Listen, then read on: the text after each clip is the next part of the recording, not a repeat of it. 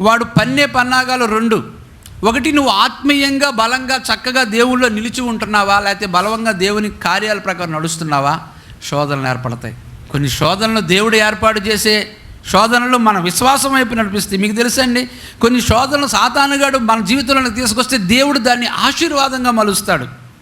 నువ్వు ఎందుకు వారిని ఇంత ఎక్కువగా ప్రేమిస్తున్నావో, ఎందుకు ఆ మనుషుల మీద నీకు ఇంత ప్రేమో మాకు ఇప్పుడు అర్థమైంది. ఎందుకో తెలుసా? బ్రతికేయటం, భక్తిపరుడు అనే ఆలోచనతోటి తమ విశ్వాస జీవితాన్ని కొనసాగించడానికే నడిపిస్తూ ఉంటాడు. సుఖవంతమైన జీవితం అంటే జస్ట్ భక్తి. ఆ భక్తిలో కూడా సుఖంగా చేయాలి, నొప్పి తగలకూడదు. నొప్పి తగలకుండా రావాలి, కూర్చోవాలి, వెళ్ళాలి, ప్రార్థన చేయకూడదు. చాలామంది విశ్వాస జీవితాల నుంచి ప్రార్థనా జీవితాన్ని దొంగలించేస్తున్నాడు, ప్రార్థనా జీవితాన్ని తొలగిస్తున్నాడు.